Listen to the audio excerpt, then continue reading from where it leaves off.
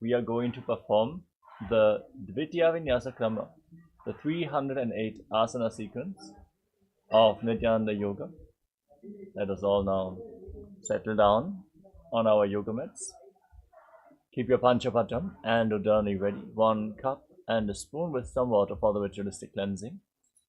Make sure that if you are a male body, you remove your upper cloth and apply the vibhuti on the 16 places all over your body.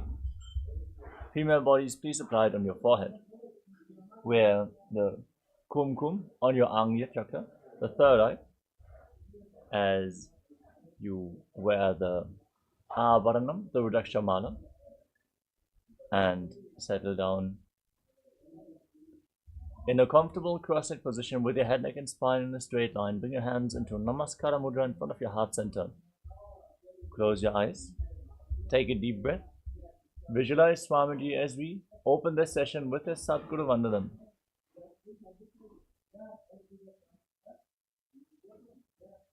Nityanandam Paramasukhadam Kevalam Jnanamurtim Dvandvatitam Gaganasatrisham Tattvamasya Ekam Nityam Vimalamachalam Sarvadhi Sakshibhutam Bhavatitam Trigunarahitam Sadgurum Tam Namami.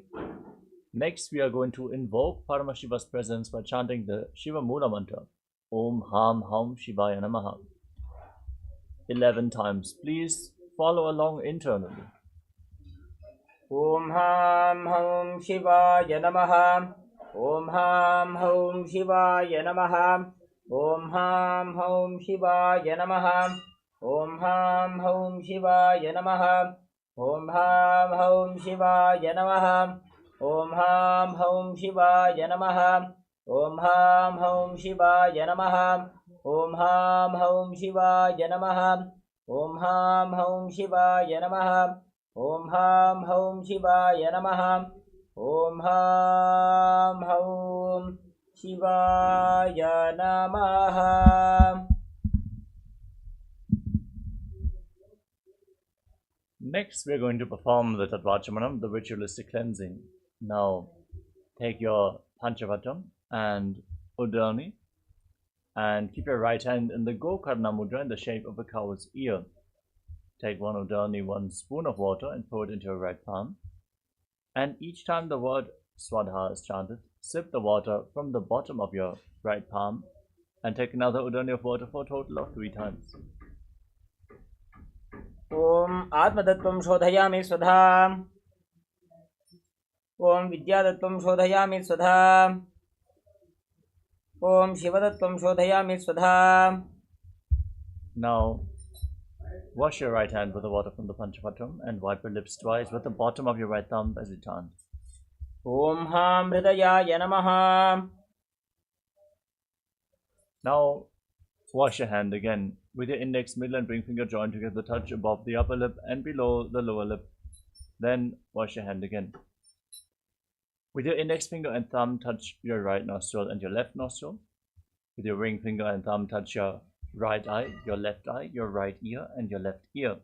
Then wash your hand again.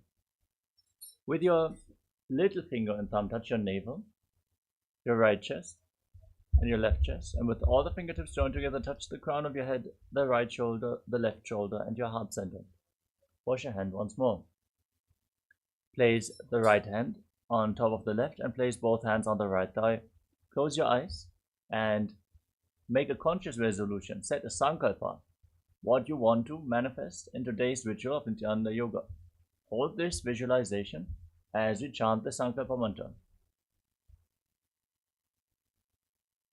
Om Mamopata Samasta Duritakshaya Dvara Bhagavat Shri Nityananda Paramashiva Prityartham Shri Nityanandeshwari Paramashiva Shakti Sameta Shri Nityanandeshwara Paramashiva Prityartham Cha Adya Purvokta Evam Guna Visheshena Vishishtayam Asyam Shubhatithau Purana Arogya Yukta Dridhagatra Yogika Sharira Siddhyartham Paramashiva Shakti Avishkaranartham Nityananda Yoga Abhyasam Karishye. Now wash your hand once more. Om Apa Upasprisya. And keep your Panchapatram and Udani aside so we can safely enter into the ritual of Nityananda Yoga. Let us first cover the components of Nityananda Yoga before we enter into the asana sequence. Starting off with asana, physical body postures, aligning our body to Paramashiva, awakening the Kundalini Shakti, strengthening the muscles and the nervous system, and bring the flexibility into our body. Asana is stacking the muscles of our body neatly on top of each other in a relaxed way. Being comfortable in the asana is performing the asana. Next is pranayama, the breathing techniques, by aligning your inhalation, retention and exhalation of the breath. You align your breathing to Paramashiva and infuse intense prana into your system, cleansing the nadis, the energy channels. Next is mudra, the energy circuits, performed through certain hand gestures and aligning various other body parts to direct the flow of the retained prana within your body, activating the non-mechanical parts of the brain. Next up is bandha, energy locks preventing the retained prana from seeping out into the space around you, and directing the Kundalini Shakti upwards along your spine through the Sushumna Nadi. Bandhas are performed by contracting certain muscles and diaphragms within the body, such as the Mula Bandha, the root lock, contracting the perineal floor and pulling it inwards, preventing the prana from seeping out at the bottom of the spine. We're going to perform the Mula Bandha in every single asana, so keep the perineal floor engaged throughout the entire asana sequence. Uddiyana Bandha, the abdominal lock, contracting your muscles above and below the navel and pulling your stomach in and up towards the spine. This is typically performed during the exhalation process, pumping the retained prana upwards along the spine intensely. The Jalandhara Bandha, the throat lock, by contracting your muscles within the throat and locking your chin to the chest, intensely locking the throat. This is performed whenever the breath is held, when after the inhalation or after the exhalation, depending on the pranayama. Next is Mahamudra Bandha, which is a combination of all the three bandhas. If you engage all three bandhas at the same time or in succession, this forms Mahamudra Bandha, which is an intense technique for Kundalini awakening. Next is Karana, sacred dance postures. Throughout the asana sequence, we are going to perform various Karanas by gracefully moving your body aligned to the cosmic body movements. You bring intense awareness into every part of your body and arrive at a very subtle but intense breathing flow, which intensifies the prana uptake with every single breath. Now, the next component is visualization. We are predicting certain visualizations on screen. For all the asanas, for this visualization, embody that deity, that animal, that tree, that mountain as you perform the asana, and align your thinking to Paramashiva. Manifest Mano Shakti, the power of thought. Next up is japa, the internal repetition of mantras. Without striking a sound, repeat the japa internally again and again. The first japa of the sequence is Soham. So internally chant Soham, Soham, Soham, and visualize the japa rotating around your throat in a circular manner, cleansing the Vishuddhi chakra, the throat chakra, and activating Vak Shakti, the power of speech, as you align your speech to Paramashiva. Intensely listen to the mantras chanted by the Acharya here. These are the scriptural reference for all the asanas, including the benefits and the instructions in the Sanskrit language. These are the words of Mahadeva himself. And Sanskrit has a phonetic significance, so even if you do not understand the Sanskrit language, simply by listening to these chants, your energy levels will be raised and the non-mechanical parts of your brain will be awakened. So listen intensely to these Sanskrit mantras. Next is weightlifting. Bodybuilding is a spiritual practice as per the Supreme Pontiff of Hinduism.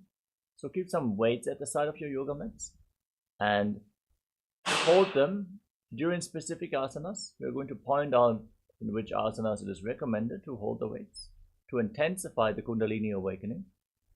You can build your body through Nityananda Yoga as you want.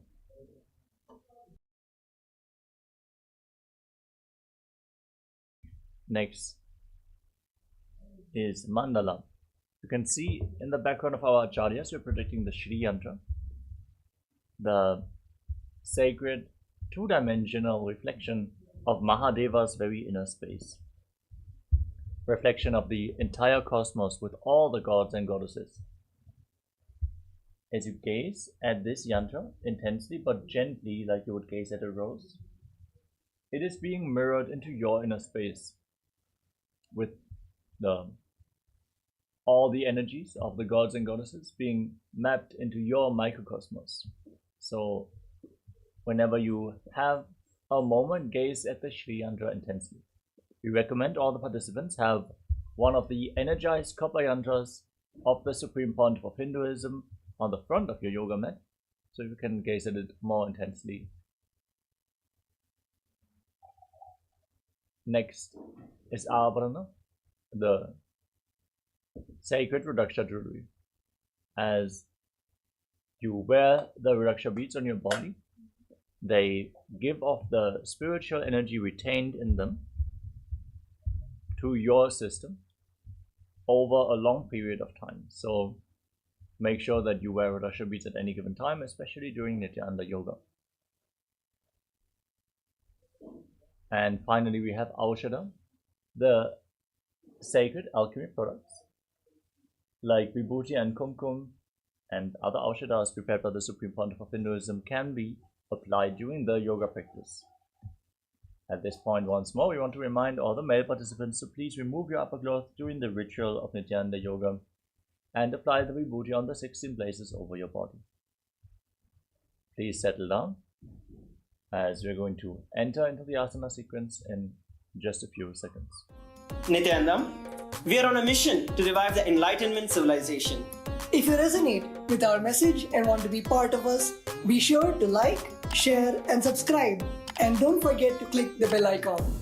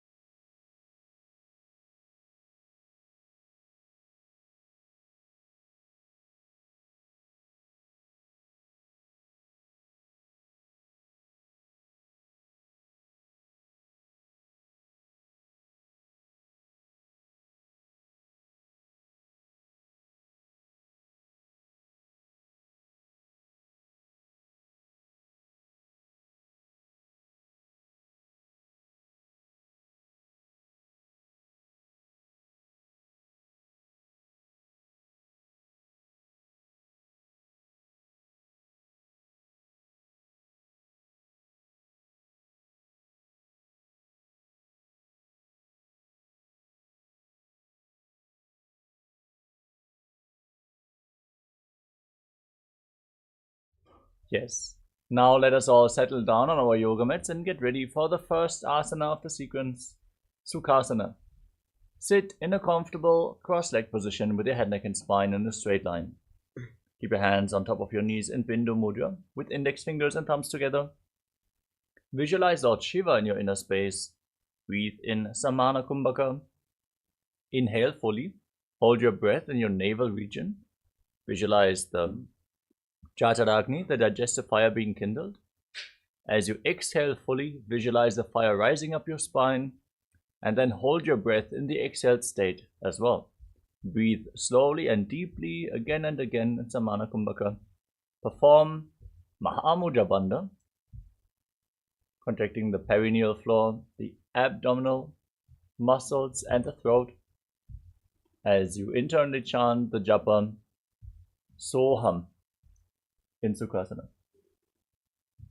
तत्सुखासनमित्युक्तम् अशक्तस्तत्समाचरेत् आसनं विजितं येन जितं तेन जगत्त्रयम्.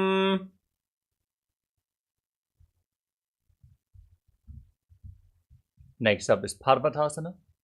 Now place your feet on top of opposite thighs and join your hands in Anjali Mudra. Raise your hands up over top of your head with the elbows straight. Engage all three bandhas and visualize yourself as Mount Kailash. अथ वक्षे महादेव पर्वतासनमङ्गलं यत्कृत्वा स्थिररूपी स्यात् षट्चक्रादिविलोपनम्. Next up is Halipavasana. Now extend your feet away from the body and bring the soles of the feet together. Interlock your fingers behind your back in Parashva Mudra and lean forward and down. Bring your forehead on the ground behind your heels. Gaze to the tip of the nose. Engage Mahamudra Bandha. Don't forget to chant the japa Soham internally as you visualize Swamiji in Halipavasana. पूरवविधिजाहु मे जानु उभय पगथली संपुट ठानो पिष्टपछेदो भूकरल्यावो दक्षिण करसो वाम गहावो. Next up is Nagipavasana. Keep the soles of the feet together in front and extend your arms out. Cup the palms, place them on the ground in front of your feet as you bring your forehead on the ground behind the heels. Gaze to the nose, engage Mahamudra Bandha and visualize yourself as a snake in Nagipavasana.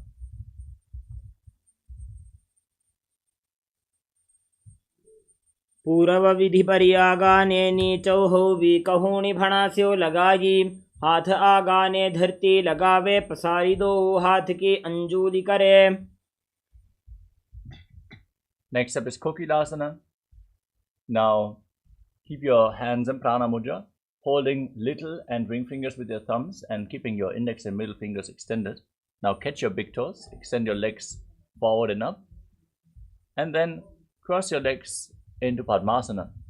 Lean forward and down onto your elbows. Engage Mahamudra Bandha and visualize yourself as a bird in Kokilasana. अथान्यदासनं वक्ष्ये येन सिद्धो भवेन्नरः अकस्माद्वायुसञ्चारं कोकिलाख्यासनेन च.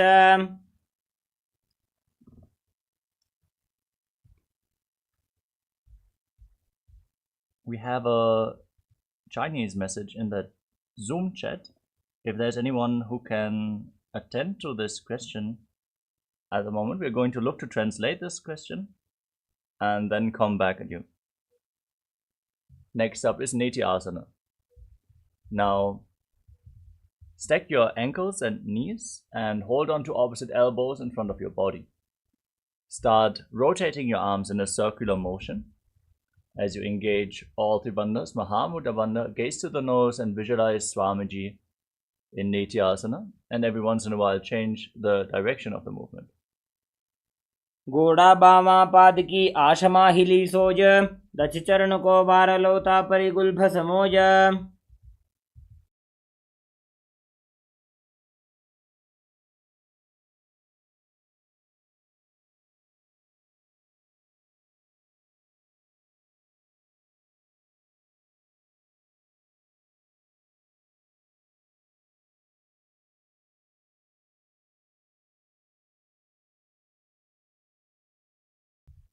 Now place your hands on the ground in front of you, shoulder width apart. Raise your hips up high and scoop your head and chest forward and down again and again. Pull your stomach in and up in Uddiyana Bandha and visualize yourself as an elephant in Gajasana. न्युब्जं पादाग्रे भूमौ कृत्वा लम्बी भूयामस्तकाग्रे निधाय नितम्बं मूर्ध्वमुन्नमय्य नाभिलक्ष्यं भूमौ नासिकामानीय. Now maintain in this position with your hips raised. Pull one foot off the ground and push the other foot down and exchange the position of your feet again and again. Engage Uddiyana Bandha, the abdominal lock, and visualize yourself as a bear in Regression. एकैकं पादमाकुञ्च गजासनं कुर्यात् वृक्षासनं भवति. Now stand up, rise up onto the tips of your toes, all the way onto the tips of your big toes if you can. Bring your hands in front of the chest with index, middle and ring fingers joined together in Hridaya Mudra. Pull your stomach in and up and visualize Swamiji in Vaishyasana. केशेन पादयुगलं बद्ध्वा तिष्ठेद अधोमुखः अथ वैश्याः वक्ष्ये यत्कृत्वा सत्यवान् भवेत्. Next up is Urdhva Karana, the first karana of the sequence. Stand in Arimandi posture, heels together, toes pointing outwards and your knees bent. Remember Arimandi, we are going to perform this posture throughout various karanas in the sequence. Now bring your hands to the chest and raise one knee up along the center of your body in a circular motion and follow along with the respective hand again and again.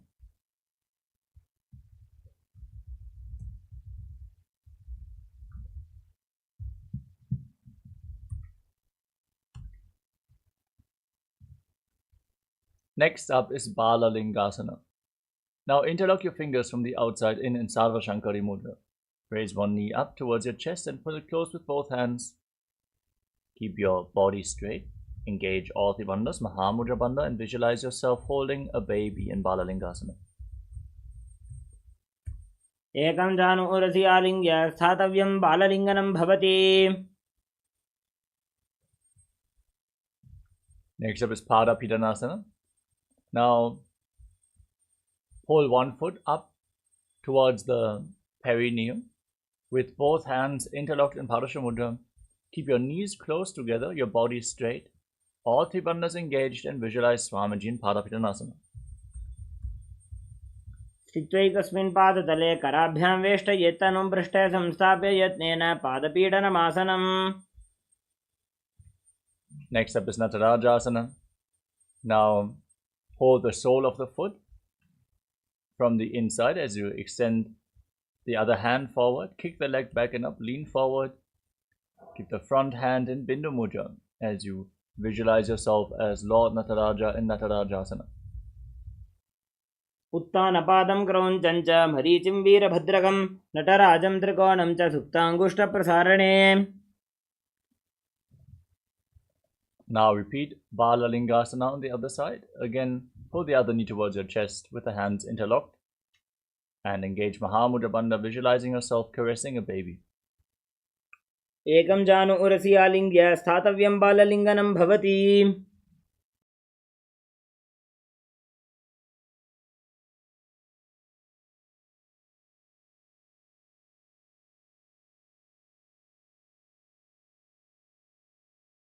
Now pull the foot behind towards your buttocks, holding it with both hands. Engage Mahamudra Bandha and visualize Swamiji in Pada Pidanasana. स्थित्वैकस्मिन् पादतले कराभ्यां वेष्टयेत्तनुं पृष्ठे संस्थाप्य यत्नेन पादपीडनमासनम्.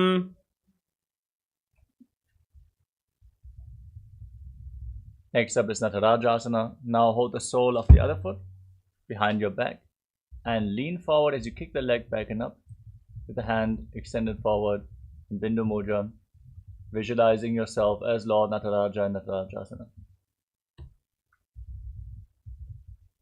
उत्तानपादं क्रौञ्चं च मरीचिं वीरभद्रकं नटराजं त्रिकोणं च सुप्ताङ्गुष्ठप्रसारणे.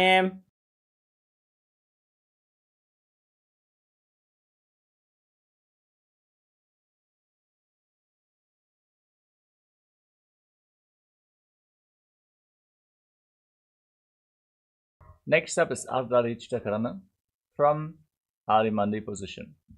Heels together, toes pointing outwards, knees bent. Step the right foot behind the left. Keep your hands at the chest and then swing the right arm gracefully back and forth like a pendulum. Move your fingers one by one and place your hand over top of your nose. Uncross your ankles, step the left foot behind to repeat the movement on the other side.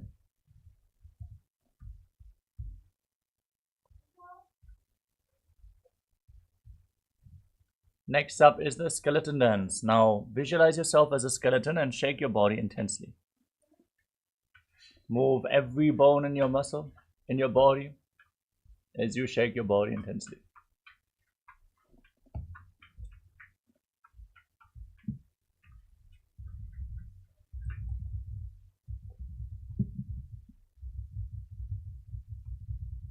Next up is Katichina Karana from Arimandi position. Cross your arms over top of your head.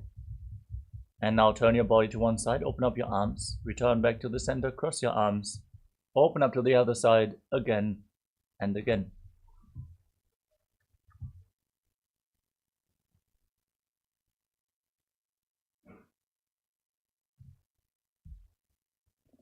Now rise up onto the tips of your toes. Raise your arms up parallel above your head. Engage Mahamudra Bandha as you visualize yourself as a palm tree, still breathing deeply in Samana Kumbhaka, internally chanting the new japa, Shivoham in Tadasana. महामुद्राबद्ध कोनो ताड़ासन विभेदकान् विनोत्तानं सदा कुर्यात् अंतर्वत्नीप्तिप्रिया.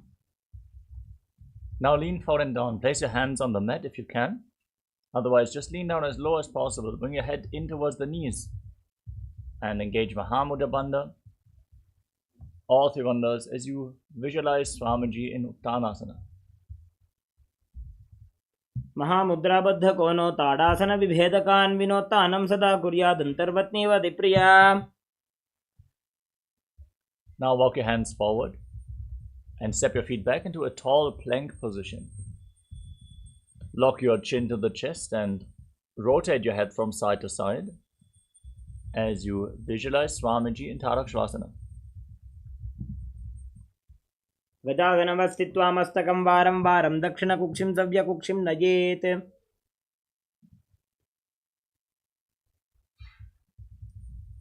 Next up is Bhujangasana. Now lay down on your stomach with the hands at the side of your shoulders. Raise your head and chest up by the strength of your lower back. Open up your mouth and inhale through the hollow of your throat in Bhujangani Mudra as you visualize yourself as a cobra in Bhujangasana. अंगुष्ठनाभिपर्यन्तं अधोभूमौ विनिन्यसेत् कराभ्यां च धरां धृत्वा ऊर्ध्वशीर्षफणिवहि. Now push your body back up into the plank position and alternate pulling one knee in towards your chest back and forth. Breathe deeply through your nose, lead the prana along your spine and hold the prana in the various energy centers along your spine in Sahaja Kumbhaka as you visualize Swamiji in Shashasana. गजासन संस्थितौ जानुद्वयमागुञ्च्य वारं वारं कर्तव्यं शशासनं भवति. Next up is Rathasana. From the plank position, step one foot in between the two hands and simultaneously jump the front foot back and bring the other foot in between the hands again and again. Visualize yourself pulling a chariot in Rathasana.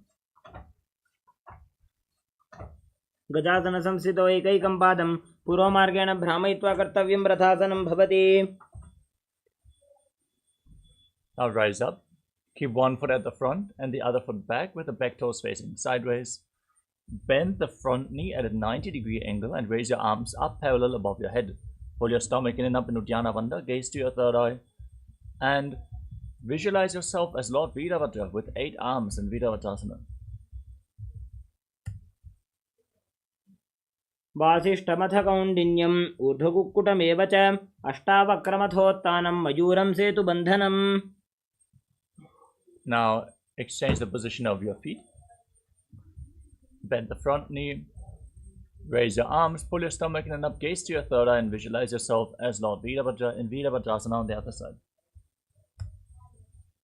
वासिष्ठमथ कौण्डिन्यम् ऊर्ध्वकुक्कुटमेव च अष्टावक्रमथोत्थानं मयूरं सेतुबन्धनम्.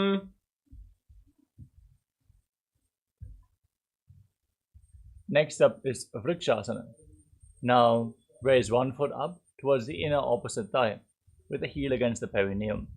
Join your hands in front of your body in Anjali Mudra and raise your arms up above your head. Keep the elbows straight. Engage Uddiyana Bandha, the abdominal lock, and visualize yourself as a tree in the Vrikshasana.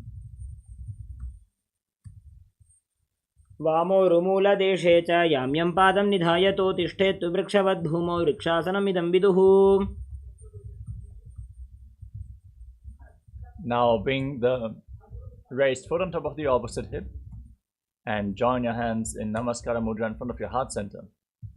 Breathe calmly through your nose as you visualize yourself as Lord Garuda in Garudasana. गरुडासनमावक्षे येन ध्यानं स्थिरं भवेत् सर्वदोषाद्विनिर्मुक्तो भवतेह महाबली. Now raise the other foot up towards the inner opposite thigh. Join your hands in Anjali Mudra. Raise your arm above your head. Engage Uddiyana Bandha and visualize yourself as a tree in the Vrikshasana, the tree posture. वामोरुमूलदेशे च याम्यं पादं निधायतो तिष्ठेत् वृक्षवद्भूमौ वृक्षासनमिदं विदुः. Now bring the raised foot on top of the opposite hip. Join your hands in Namaskara Mudra and visualize yourself as Lord Garuda in Garudasana on the other side. गरुडासनमावक्षे येन ध्यानं स्थिरं भवेत् सर्वदोषाद्विनिर्मुक्तो भवतीह महाबली.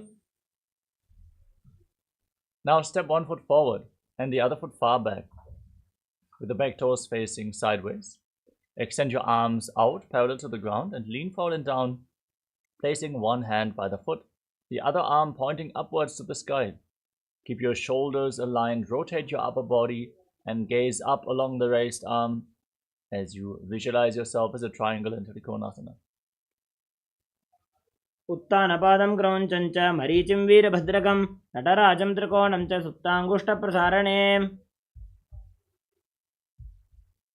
Rise up, keep your arms parallel to the ground as you exchange the position of your feet and lean down to the other side, visualizing yourself as a triangle in Trikonasana, the triangle posture.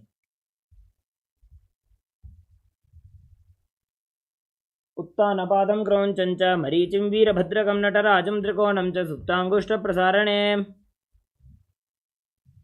Now, let us perform Nikuttakakarna from Arimandi position. Heels together, toes pointing outwards and knees bent. Raise one heel off the mat and bring your hands in front of the chest with the palms facing each other. Now stomp the raised heel down, lift the other heel up and exchange the position of your hands again and again.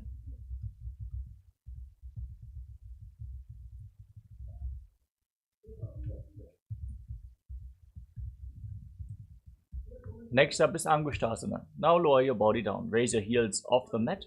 Keep your toes tucked and sit on the heels with your perineum. Join your knees in front of your body and your hands in front of your chest in Namaskara Mudra. As you visualize Swamiji in your inner space, breathe in Brahmari Kumbhaka. Make a buzzing sound like a bee on the in and exhalation as you internally chant the Nujapa Sadashivoham in Angushtasana. कबन्धासनमित्याहुः गोरक्षासनमेव च अङ्गुष्ठमुष्टिकं ज्ञेयं ब्रह्मप्रासादितं तथा.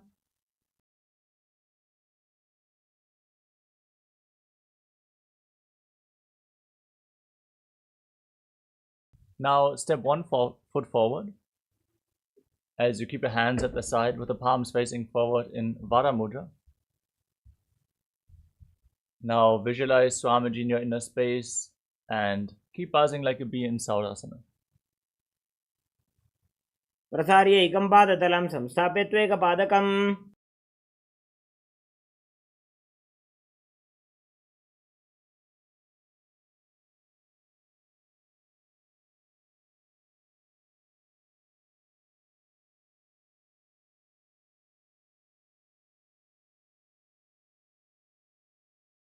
Now lean forward and down, hold onto the big toe of the front foot and hold the back heel with the other hand. Balance in this posture as you visualize Swamiji in Vidunanasana. गुल्फस्थितो पादमेकं प्रसार्य तत्पादाग्रं संस्पृश्य तत्करेण Now exchange the position of your feet. Step the other foot forward and keep your hands at the side, palms facing forward, fingertips barely touching the ground in Vara Mudra as you visualize Swamiji in Asana. प्रसार्य एकं पादतलं संस्थापित्वेकपादकम्. Now hold on to the big toe of the front foot and the back heel and visualize Swamiji in Vidunanasana. गुल्फस्थितो पादमेकं प्रसार्य तत्पादाग्रं संस्पृश्य तत्करेण. Now step both feet in and sit on raised heels. Separate your knees and place your hands on top with the palms facing up. Lock your chin to the chest and gaze through the gap between the palms. Visualize Swamiji in your inner space in Brahmajanakashasana. दोवु फणा पाणी होय वैसे AD दो गुदानी वैसे कोरपक थलियां की माहिली आयस माहेरा शेमिली. Next up is Kapilasana. Drop your knees to the mat. Keep sitting on raised heels. Place your hands on the thighs. Gaze towards the tip of the nose. Pull your stomach in and up in Uddiyana Bandha. And gaze to the tip of the nose as you visualize yourself as sage Kapila Muni. उभय पग थली समट हरावे तिनको माहिली core मिलावे फना पानी उकड़ होए वैसे AD दो बूजोनी निवैसे. Now maintain this posture but shift your gaze up towards your third eye and shift your visualization to Swamiji in Bhadrakurakasana. दोवु पग थली संपुट करे कोरवारली भूपरि धरे कोरवारली राखे ऐसे तापरी मूल द्वार टिक बैसे.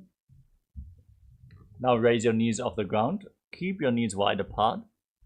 Join your thumbs and little fingers and open up your palms in Padma Mudra, the Lotus Mudra, as you raise your arms up above your head.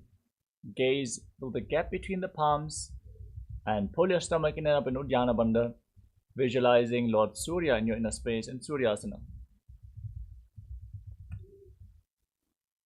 AD दोवु गुदातरियाणे फणा पानी बैठक पुनिठाने. Next up is Mandukasana. Now place your knees and your feet flat on the ground. Keep your hands on top of your knees. Gaze to the third eye. Visualize yourself as a frog as you press your tongue up flat against the palate of your mouth in Mandukya Mudra and breathe calmly through your nose in Sahajra Kumbhaka in Mandukasana. पादतलौ पृष्ठदेशे अंगुष्टे द्वे च संस्पृशे जानुजुग्मं पुरस्कृत्य साधयेन्मण्डुकासनम्.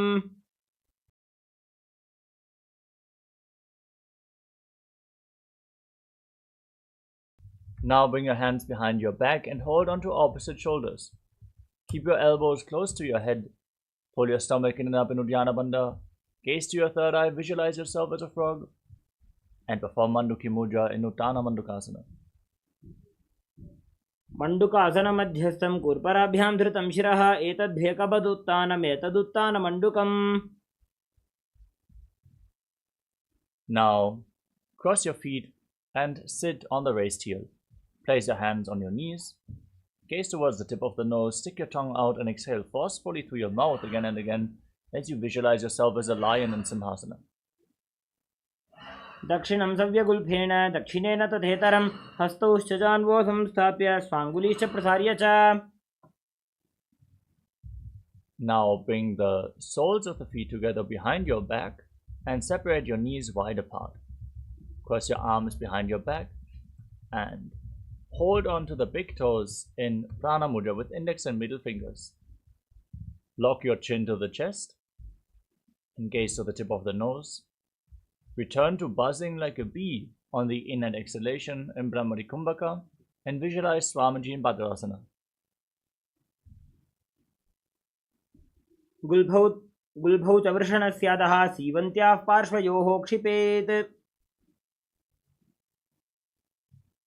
Next up is Kakabhushandi Asana. Now place your feet flat on the mat, keep your knees raised, bring your arms in and around the legs. To interlock your hands behind your back if you can in Parasha Mudra. Gaze towards the tip of your nose. Visualize yourself as a crow and Keep buzzing like a bee in Kakabushanti Asana. प्रथमे वेसक उकड़ठाने दोवु हाथ पगम वीच आने. Next up is Karnipavasana. From a squatting position, place your hands flat on the mat in front of you. Bring your knees onto your arms towards your armpits. Lean forward, raise your hips, and balance on your arms as you lift your feet off the ground. Visualize Swamiji in Karnipavasana. आसन को गुण आशीदुष्टा होई तो आछी होई. Next up is Kapali Asana. This is going to be the first inverted posture of this sequence. Requesting all the participants who suffer from any neck or spine injuries, high blood pressure, or any similar conditions, and as well as women who are currently in pregnancy or suspect they might be pregnant, to not perform any of the inverted postures until you consulted your doctor and asked whether this is safe for you to perform. At this point, we also want to request all the pregnant women to please don't perform any of the forward bends of this sequence. Take the necessary precautions, and if you feel unstable in inverted postures, you can lean against a wall or ask a partner to assist you in these asanas. Now place your head on the ground and form a triangle between your head and your hands. Lift your knees onto your elbows, your hips above the shoulders, and then straighten your legs up into a headstand. Breathe deeply, gaze to your nose, and buzz like a bee as you visualize Swamiji in Kapali Asana. शीशा शीशा धरती टेकी पकड़ो वो मिलवा ऊंचा कुकरे. Gently lower your legs down. Come to a squatting position and place your hands on the ground. We are now going to perform Marichaka Kumbhaka. Exhale fully and hold your breath after every exhalation again and again. Now twist your body to one side. Align one knee and the respective hip with your elbows and lean forward onto the elbows, extending the legs out to the side. As you gaze to your third eye, visualize yourself as a peacock in Parshvamayurasana. मयूरम दंडवत कुर्यान मायूरम दंड नामकम. Now twist your body in the opposite direction. Lean onto your elbows, lift your body up, extend the legs, and keep visualizing yourself as a beautiful peacock. मयूरम दंडवत कुर्यान मायूरम दंड नामकम.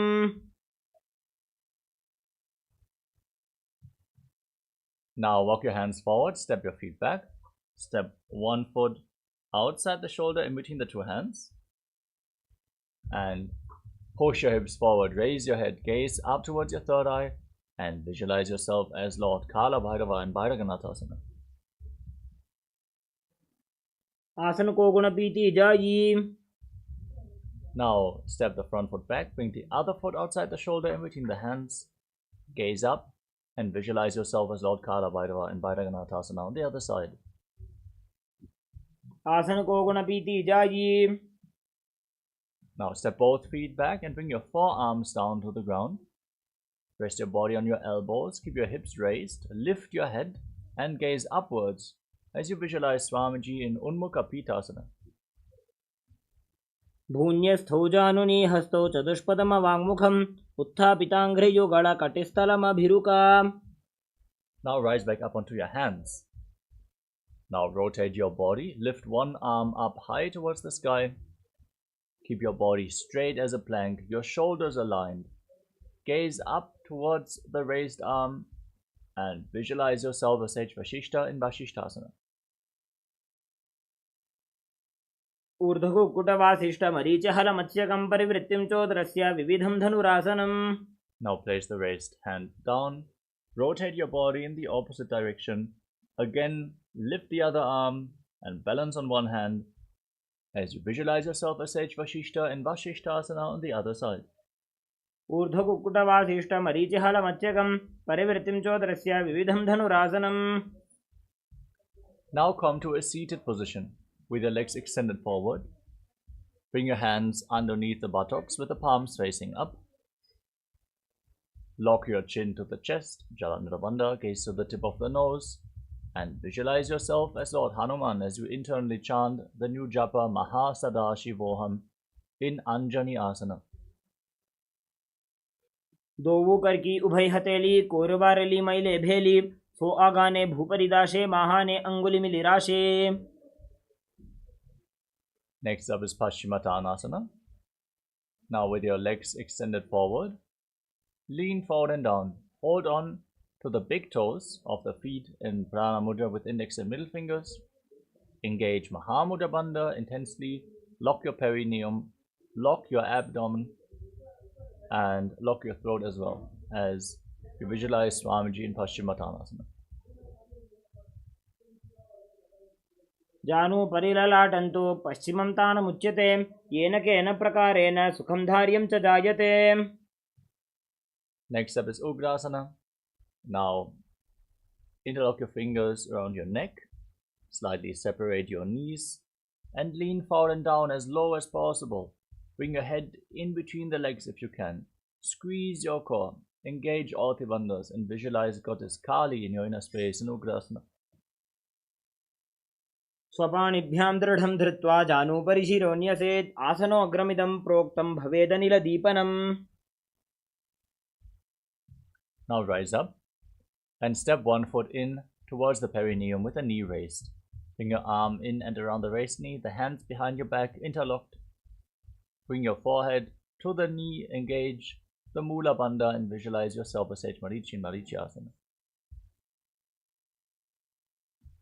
उत्तानपादं क्रौञ्चं च मरीचिं वीरभद्रकं नटराजं त्रिकोणं च सुप्ताङ्गुष्ठप्रसारणे. Now drop the raised knee to the side, keep the heel against the perineum and lean forward and down. Hold on to the front foot with both hands. Gaze to the tip of the nose. Visualize Swamiji in your inner space. Exhale and hold your breath as you perform Mahamudra Bandha in Mahamudrasana.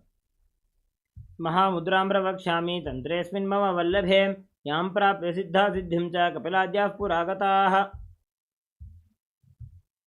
Now rise up. Exchange the position of your feet. Step the other foot in towards the perineum with a knee raised. Bring your arm in and around the raised knee. Interlock your hands behind your back. Bring your head down and engage the Mula Bandha as you visualize yourself as Sage Marichi in Marichi Asana. उत्तानपादं क्रौञ्चं च मरीचिं वीरभद्रकं नटराजं त्रिकोणं च सुप्ताङ्गुष्ठप्रसारणे. Next up is Mahamudrasana. Drop the raised knee to the side, heel against the perineum. Hold on to the front foot as you engage all the bandhas. Internally chant Mahasadashivoham in Mahamudrasana.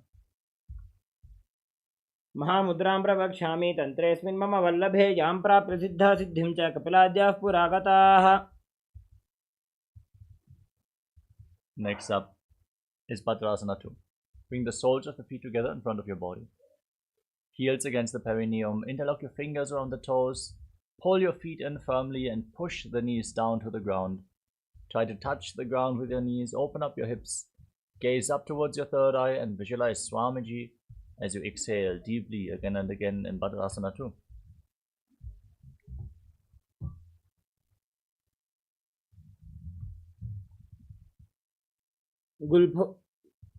गुल्फौ च वृषणस्यादः व्युत्क्रमेण समाहितः. Now place your hands on the respective knees and slightly extend your feet away from the body. Keep the toes together and your heels apart as you lock your chin to the chest and gaze to the tip of the nose in Gvali Pavasana, visualizing Swamiji in your inner space. ऊरवचर्पड़ चौक कख्यो सोजी वाही विधि जो की जय sooji. Now bring the feet back in towards the body. Hold on to the soles of the feet with all 10 fingers as you gaze to the nose and visualize the Yoni Mandala, the visual representation of Devi Paramashiva Shakti. Lean forward and down. Place your forehead on the ground in Joni Asana.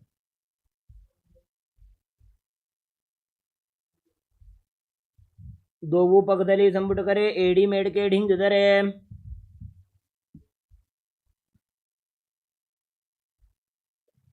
Now extend your feet away from the body. This time keep the heels together and separate the toes. Extend your arms out to the side and lean forward and down. Place your forehead on the ground behind your heels as you gaze to the nose and visualize Swamiji in meditative Pavasana. पूर्व विधि परिपक धली संपुट शोल एड़ी मिले राशे.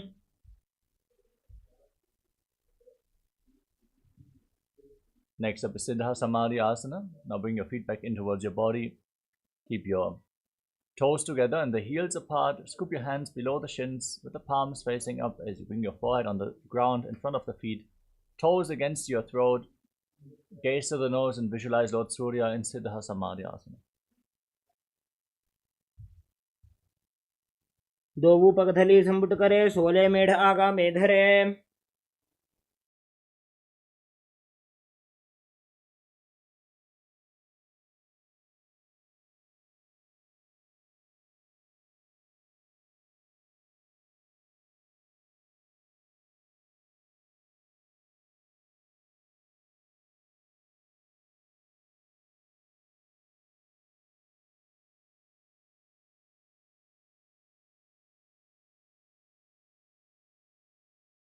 Next up is Chinaki Pavasana.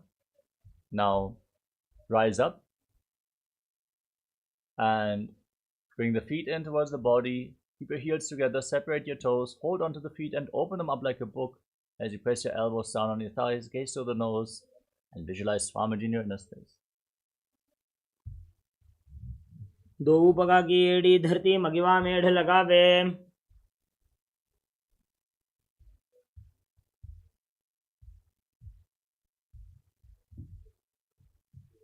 Next up is Charapada Chokasana. With the soles of the feet together, place your hands on the respective knees.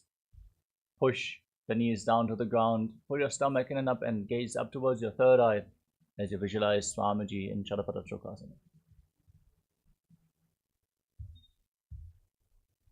दोवु पगधली संपुट धारे आगा ने करे जारे पसारे. Next up is Bhairavasana. Now keep the soles of the feet together and rotate your feet. Raise the heels off the ground and bring the toes down to the mat. Keep your hands on the knees down on the ground. Hands in Bindu Mudra, index fingers and thumbs together. As you pull your stomach in and up in Uddiyana Bandha, gaze up towards your third eye and visualize yourself as Lord Kala Bhairava in Bhairavasana. गुल्फौ संपीड्य चान्योन्यं व्युत्क्रमेणोत्थितं शनैः. Next up is Samanasana. Now keep one heel against the perineum and lift the sole of the foot against your chest. As you gaze up towards your third eye and visualize Swamiji in Samanasana. समानासनमावक्षे सिद्धमन्त्रादि साधनात्.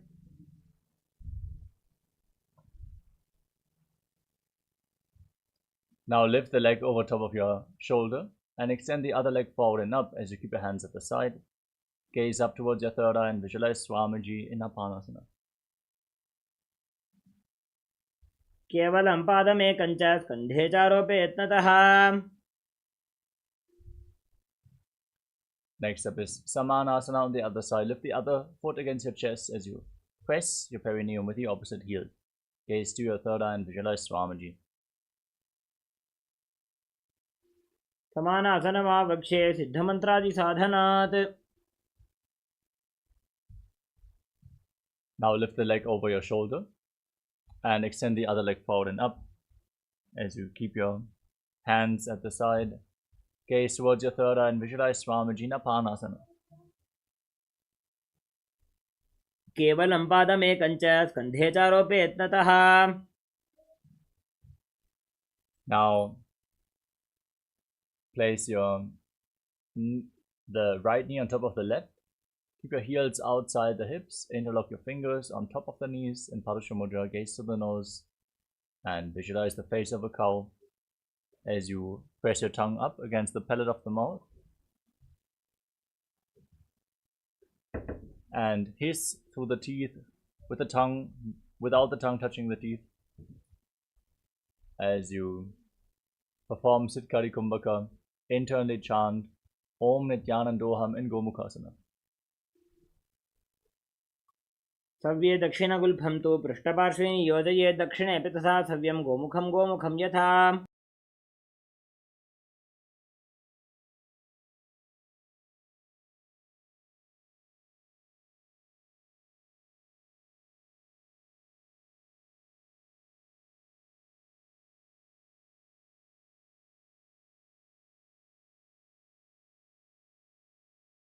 Now catch the big toes in Prana Mudra with the index and middle fingers. Pull your stomach in and up, gaze to the nose, and visualize yourself as Rishika Anasuya in Anasuyasana.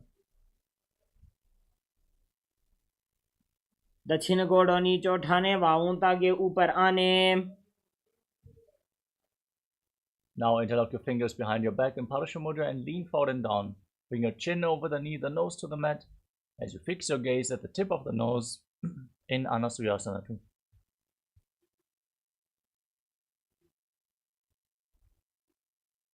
जीवना गोदा की संधि, उपरेड़ा व गोड़ा की संधि.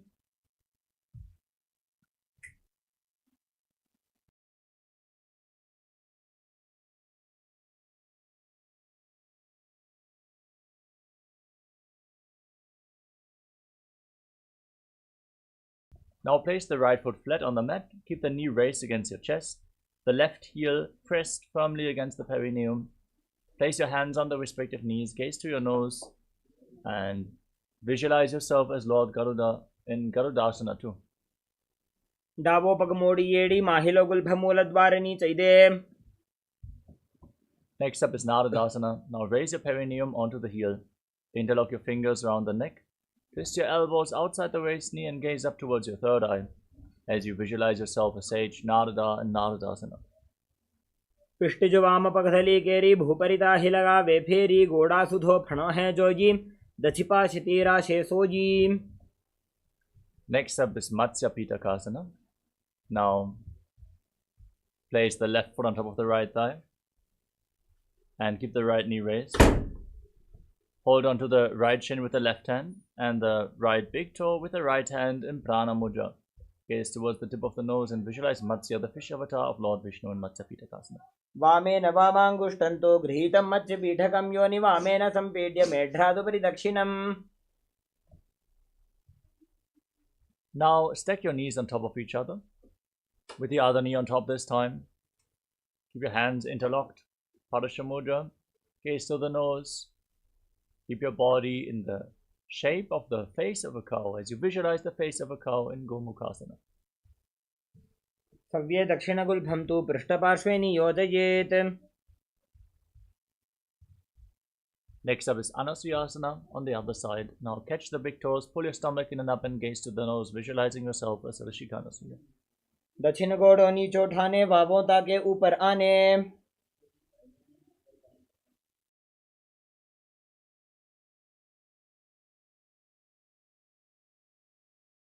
Now interlock your fingers behind your back, gaze to the nose as you lean forward and down, bringing the nose down to the ground in Anasuyasana 2.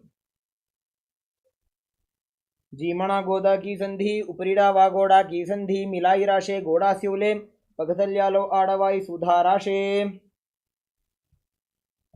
Rise up, step the left foot flat on the ground and press the right heel against your perineum. Hands on the respective knees, gaze to the nose and visualize yourself as Lord Garuda in Garudasana 2.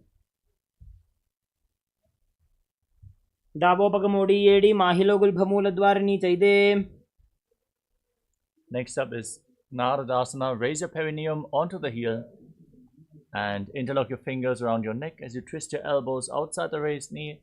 Gaze up towards your third eye and visualize yourself as sage Narada in Naradasana. पिष्टिज वाम पगदली केरी, भूपरिता ही लगा वे फेरी. Next up is Matsya Pitakasana. Place the right foot onto the left thigh. Keep the left foot raised. Hold on to the shin of the left leg with the right hand on the big toe of the left foot with the left hand. Gaze towards the tip of the nose and visualize Matsya, the fish avatar of Lord Vishnu in Matsya Pitakasana. वामेन वामांगुष्टन्तो गृहीतं मत्स्य पीठकम्. Next up is Matsyendasana. Now extend your legs forward. Place the left foot on the right thigh. Raise the right knee. twist your left elbow outside the raised knee with a hand by the neck, the other hand on the ground behind you. Gaze up towards your third eye and visualize Sage Matsyendranath in Matsendrasana. उदरं पश्चिमाभासं कृत्वा तिष्ठति यत्ततः नम्राङ्गं वामपादं हि दक्षजानुपरिन्यसेत्. Next up is Kubhasana. Now extend the front hand down towards the foot, hold on to the big toe. In Prana Mudra, place the other hand on the respective ear as you gaze back and up towards your third eye. Visualize yourself as a camel in Kubhasana. आसन को गुण झोलो जाए. Now place the back hand on the ground behind you. Twist your spine even further. Keep holding onto the front foot as you gaze to your third eye and visualize Sage Matsyendranath and Matsendrasana too. मत्स्येन्द्रपीठं जठरप्रदीप्तिं प्रचण्डरुक्मण्डलखण्डनास्त्रम्. Now extend your legs forward. Place the right foot onto the left thigh. Raise the left knee. Twist the elbow around the raised knee with a hand by the neck, the other hand on the ground behind you. Gaze up towards your third eye and visualize Sage Matsyendranath and Matsendrasana. उदरं पश्चिमाभासं कृत्वा तिष्ठति यत्ततः नम्राङ्गं वामपादं हि दक्षजानुपरिन्यसेत्. Next up is Kubhasana. Now extend the front hand down towards the foot. Hold onto the big toe. Then Prana Mudra. And hold onto the back ear with the other hand. Gaze up towards your third eye and visualize yourself as a camel in Kubhasana. आसन को गुण झोलो जाए. Now drop the hand from your ear to the ground behind you. Twist your spine even further. Gaze up and visualize Sage Matsyendranath and Matsendrasana too. मत्स्येन्द्रपीठं जठरप्रदीप्तिं प्रचण्डरुक्मण्डलखण्डनास्त्रम्.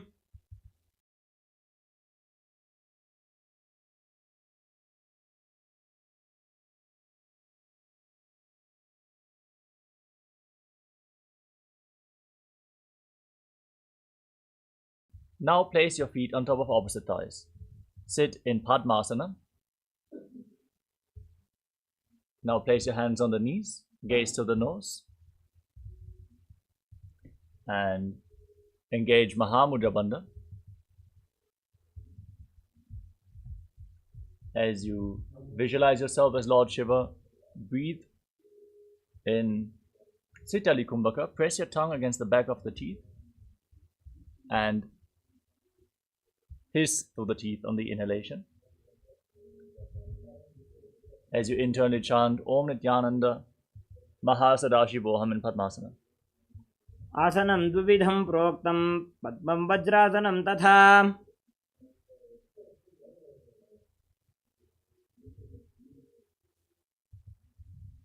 Now cross your arms in front of your body. Hold onto the big toes in Prana Mudra. As you gaze to the nose and visualize yourself as Goddess Parvati, the consort of Lord Shiva in Padmasana too.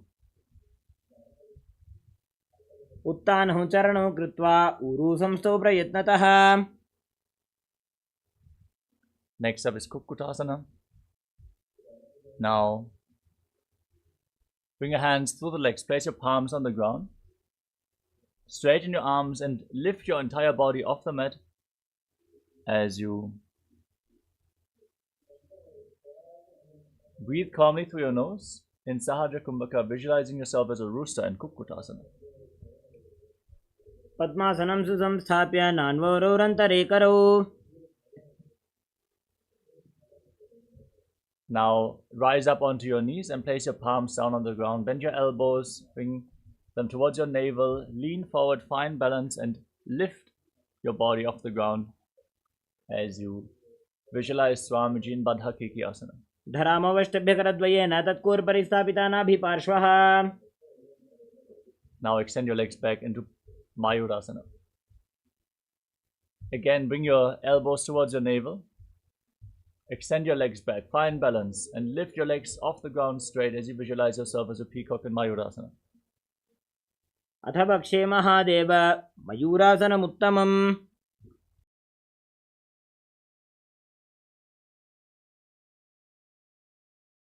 Now lay down on your stomach. Interlock your fingers around your neck. Place your forehead on the ground as you turn your feet outwards with the heels on the mat, toes pointing to the side. Visualize yourself as a crocodile in Makarasana. अध्यासशेते हृदयं निधाय भूमौ च पादौ च प्रसार्यमानो. Next up is Shalabhasana. Place your hands at the side of your shoulders and raise your legs off the ground. Visualize yourself as a locust in Shalabhasana. अध्यासशेते करयुग्मवक्षो भूमिमवश्रभ्य करयोस्तलाभ्याम्. Now bend your knees, hold onto your feet and pull the heels outside the hips. Visualize yourself as a camel in Ushtasana. अध्यासशेते पदयुग्मव्यस्तं पृष्ठे निधायापि धृतं कराभ्याम्. Keep holding onto the feet and kick your legs back and up. As you raise your head and chest, gaze towards your third eye and visualize yourself as Pinaka, Lord Shiva's bow in Dhanurasana. प्रसार्य पादौ भुजदण्डरूपौ करौ च पृष्ठे धृतपादयुग्मम्. Now rise up onto your knees. Sit on the heels with the feet flat. Hands on the knees, gaze to the third eye as you visualize Swamiji in Bhagasana. Internally chant Om Nityananda Paramashivoham. उल्टा मोड़ी पाव दो वैसे बहुरो जुगती करे एक ऐसे. From the kneeling position, place your forearms on the ground, elbows shoulder width apart. Interlock your fingers, place your head on the mat and support it with your hands as you raise your hips up, straighten your legs and lift your legs up. Pull the knees in towards your chest. Squeeze your body into a ball as you gaze to the nose and visualize Swamiji in Gohyasana.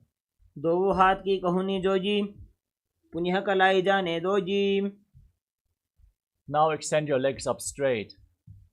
Stack the knees over the hips, the ankles above the knees. Slightly bring your hips forward, straighten your entire body. Breathe deeply through your nose as you visualize Swamiji in Shirshasana. आसनं द्विविधं प्रोक्तं पद्मं वज्रासनं तथा. Gently lower your body down. Come to a seated position with your legs extended forward. We're now going to enter a sequence of rapid exhalations in Bhastrika Kumbhaka. As you pull your stomach inwards, push the air out again and again throughout the next few asanas, starting off with Podiasana. Hold onto your calves and raise your legs up vertically in front of your face. Visualize Swamiji in your inner space. दो हाथ पग बाहर आने गोड़ा तरे का कसी ठाने. Now bring your hands behind your back, hold on to opposite shoulders. Keep your legs extended forward and up, gaze towards your third eye and visualize yourself as a mace in Parigasana. उत्तानं शयनं कृत्वा पादौ मिलित्वा प्रसार्य. Now extend your arms out in front of you, parallel to the ground. Keep your legs raised, gaze up and visualize yourself as a boat in Naukasana. उत्तानशयनं कूर्पराभ्यां भूमिं वष्टभ्य. Now scoop your hands below the feet and pull them in towards your chest. Keep exhaling rapidly as you gaze to the nose and visualize yourself as Lord Rudra in Rudrasana. पगथली संपूट करी हाथस्यो पग उचायी. Now lay down on your back, breathe calmly. Place your feet on the ground with the knees raised, your palms on the mat just behind your heels. Push your hips up high. Lock your perineum, lock your throat, push the air upwards and hold your breath intensely in Mochana Kumbhaka as you gaze to the nose and visualize Swamiji in Unmukha Pitasana too. ऊर्ध्वे च जानूनि कृत्वा शवित्वोर्ध्वमुखं तथा. Now lower your body down onto your back. Lay completely flat with the hands at the side of the body, palms facing up. Intensely pull the Kundalini Shakti upwards along your spine in Shakti Chalan Mudra along with the Apana Vayu. Completely unclutch from every subtle bit of tension in your muscles and visualize that your body is dead and Swamiji, the Supreme Pontiff of Hinduism, is liberating you in Shivasana as you internally chant Om Nityananda Paramashivoham.